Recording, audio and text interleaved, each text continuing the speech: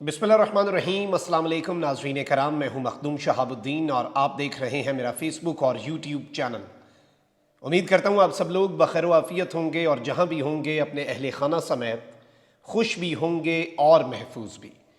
नाज़रीन कराम, रात गए ईरान की खुफिया एजेंसी के चीफ को उड़ा दिया गया है और पाकिस्तान की सरहद के करीब एक ऑपरेशन हुआ है और अब इस ऑपरेशन के असरात पूरे के पूरे मशरिक़ वुस्ता में सुने जाएंगे। इससे पहले कासिम सुलेमानी को मरवाया गया, उसके बाद ईरान के लिए डॉक्टर अब्दुल कदीर खान की सी हैसियत रखने वाले मोहसिन फ़खरीज़ादा को मरवाया गया और अब तीसरा इक़दाम उठाकर ईरान का सीना छलनी कर दिया गया है। पूरा मिडल ईस्ट इस वक्त जंग की लपेट में आने के लिए तैयार हो चुका है और इस वक्त सूरत हाल बड़ी गंभीर हो सकती है। एक जानिब तो अब अमेरिका के साथ कशीदगी, दूसरी जानिब सऊदी अरब और इसराइल, क्योंकि इन सारों का किरदार और ईरान के साथ ताल्लुकात बड़े अहम हैं और इस वक्त ईरान जो है उसके अंदर की जो सूरत हाल है, ईरान के अंदर कुछ चीज़ें एक्टिव हो चुकी हैं। बड़ी वॉलेटाइल किस्म की और बड़ी नाजुक किस्म की सूरत हाल ईरान के अपने अंदर है और इस वक्त बहुत से चैलेंजेस दरपेश हैं मौजूदा रिजीम को। जो मौजूदा हुकूमत है या जो निज़ाम है, हुकूमत भी नहीं कहना चाहिए लेकिन निज़ाम हम कह सकते हैं। और जिस तरह से मैंने एक वीलॉग भी किया था कि ईरान के अंदर जो प्रोटेस्ट हो रहे हैं, एक खातून को जो मारा गया ईरान की इखलाकी पुलिस की तरफ से दुपट्टा सही तरीके से ना रखने पर, उसके बाद जिस तरह के प्रोटेस्ट हो रहे थे और आलमी सतह पर जिस तरह की पाबंदियां लगाई गई।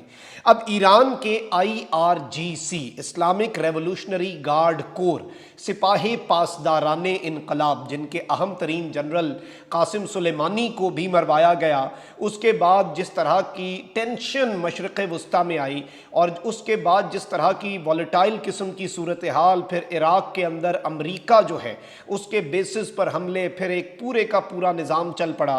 फिर मोहसिन फ़खरीज़ादा को जब ईरान के अंदर सेटेलाइट के ज़रिए बंदूक को ऑपरेट करके मरवाया गया ताकि ईरान का एटमी प्रोग्राम रोका जा सके। उसके बाद ईरान ने इसराइल के अंदर कुछ कार्रवाइयाँ की, अरब ममालिक के किरदार पर बहुत से सवालात उठाए और ये पूरे का पूरा जो एक एंटी ईरान ब्लॉक है वो ईरान के निशाने पर रहा। फिर उसके बाद सबने देखा कि इसराइल और फ़लस्तीन के दरमियान जो तनाज़ा बना उसमें हमास की खुलकर अगर किसी एक मुल्क ने मदद की, उसे अपने ड्रोन प्रोवाइड किए, तो वो भी ईरान ही था।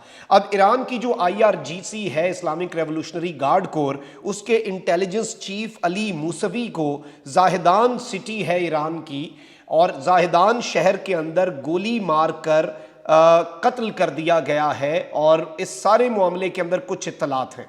ये सूबा है ईरान का सिस्तान बलूचिस्तान और ईरान का जो स्टेट मीडिया है और ईरान के जो ऑफिशियल्स हैं उन्होंने अली मूसवी की जो डेथ है, जो उनकी मौत है, उसे कंफर्म कर दिया है। अब इसके ऊपर मौत हुई कैसे, इस पर ऑब्वियसली चीज़ें सामने आ रही हैं। ईरान का रिस्पांस क्या होने जा रहा है अभी, क्योंकि ये एक डेवलपिंग स्टोरी है, लेकिन ये सब कुछ किसी एक पूरे मामले में हुआ है और इसके आपको देखना पड़ेगा कि ईरान के अंदर जो प्रोटेस्ट चल रहे हैं और बड़े पैमाने पर प्रोटेस्ट चल रहे हैं, बहुत से अफराद जो हैं वो मारे भी गए और बहुत से लोगों ने, मैंने एक वीलॉग किया था, मैंने कहा था ये बड़ा अलार्मिंग है और ये जो ख़वातीन भी अपने हिजाब उतार के फेंक रही हैं, हिजाब जला रही हैं एहतजाज के तौर पर, कि ये किस तरह की पुलिस है ईरान के अंदर, इखलाकी पुलिस, जो एक औरत ने अगर अपना हिजाब नहीं ठीक है तो उसे इतना मारा कि वो ICU में चली गई और मर गई।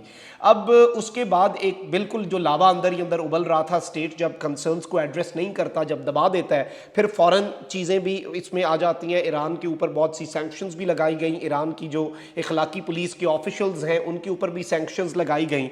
अब जो ईरान है उसके अंदर जारी बात है काफ़ी अफराद जो हैं वो एक मरतबा फिर से जुम्मे के रोज़ एहतजाज हुए ईरान के अंदर और वो जान की बाजी हार गए क्योंकि गोलियां तक चलीं।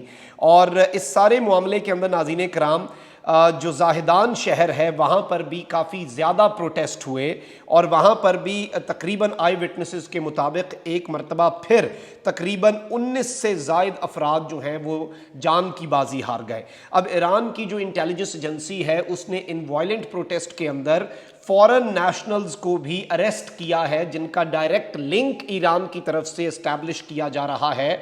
और ईरान ये बात कर रहा है कि इस सारे मामले के अंदर उनका भी किरदार है। प्रेस टीवी ईरान का वो कहता है कि Iran intelligence ministry US UK directly involved in recent rights, हालिया दंगे फसाद के अंदर अमेरिका और बरतानिया डायरेक्ट इन्वॉल्व्ड हैं, ये कहना है ईरान की इंटेलिजेंस की मिनिस्ट्री का।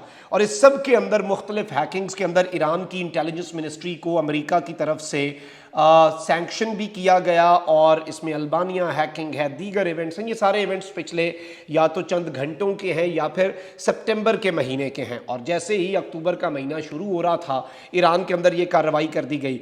अब जो ईरान की जो इंटेलिजेंस मिनिस्ट्री है उसने भी अपने सिटीजन्स को वार्न किया कि वो इन प्रोटेस्ट्स में ना जाएं, ये एक फॉरेन कॉन्स्पिरेसी है, ये एक फॉरेन साजिश है। लेकिन इस सारे मामले के अंदर ईरानी खुफिया एजेंसी के चीफ का मारा जाना और जाहिदान के अंदर क्योंकि वायलेंट प्रोटेस्ट हुए हैं, जाहिदान शहर जो है वहाँ पर लोग मारे गए हैं। ये पाकिस्तान के सूबा बलूचिस्तान के करीब है, सूबा सिस्तान बलूचिस्तान, लेकिन इसकी जो आफ्टर शॉक्स हैं वो बहुत ज़्यादा हो सकते हैं। और वहाँ पर वायलेंट प्रोटेस्ट के अंदर आपकी मिलिट्री का जो इंटेलिजेंस चीफ है उसका मारा जाना कोई छोटी खबर नहीं है। ईरान के लिए अगर बात की जाए तो ये तीसरा बड़ा धचका है और ईरान की तरफ से अब बड़ा अहम हो सकता है। और ऑब्वियसली इसके अंदर ईरान इस तरफ जाएगा कि फॉरेन फोर्सेस का क्या हाथ है, क्योंकि इन प्रोटेस्ट के अंदर कुछ गिरफ्तारियां भी फॉरेन नेशनल्स की ईरान ने की हैं। डायरेक्ट ईरान एक्यूज कर चुका है फॉरेन ताकतों को। तो अब इस मौत के पीछे या फिर इस कत्ल के पीछे, इस ऑपरेशन के पीछे भी ईरान अभी मजीद लाइट शेड करेगा और अपेरेंटली यही लग रहा है कि ईरान इसके ऊपर एक्शन लेगा। और ईरान की तरफ से एक हार्श किस्म का जो रिस्पॉन्स है वो एक्सपेक्ट किया जा सकता है इस वक्त। और इस वक्त ये चीज़ बड़ी वाज़ेह होती जा रही है कि ईरान और मशरिक़ वस्ता, क्योंकि ईरान जब भी कुछ करता है तो मशरिक़ वस्ता, इसके अफेक्ट्स जो हैं वो इराक़ के अंदर अमरीकी बेसिस, इराक़ के अंदर अमरीकी फ़ौज की मूवमेंट के तौर पर देखे गए इससे पहले जब हुआ। और यहाँ तक कि मोहसिन फ़खरीज़ादा को जब मरवाया गया उसके बाद इसराइल के ऊपर डायरेक्ट इसराइल के कुछ बेसिस तक बात गई, कुछ ड्रोन्स गए, कुछ उनके जो बॉर्डरिंग सिटीज़ हैं वहाँ तक चीज़ें गईं। तो एक चीज़ बड़ी वाज़ेह तौर पर इस वक्त कही जा सकती है, सऊदी अरब के अंदर भी चेंज आया है। जो बादशाह हैं उन्होंने क्राउन प्रिंस को वज़ीर आज़म का ओहदा भी दे दिया है। और चूँकि मोहम्मद बिन सलमान वज़ीर दिफा थे, फिर उनके छोटे भाई वज़ीर दिफा बनाया गया, उन्हें वज़ीर आज़म और रईसुल वज़रा जो है वो बना दिया गया है। ये बहुत बड़ा ओहदा है प्राइम मिनिस्टर का और स्ट्रक्चरल एक बहुत बड़ा चेंज है।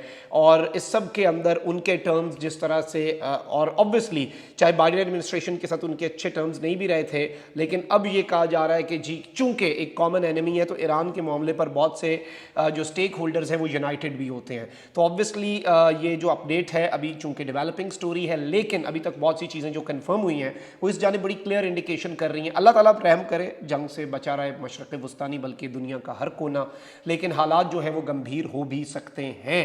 अपना बहुत ख्याल रखें। अल्लाह निगहबान। पाकिस्तान जिंदाबाद।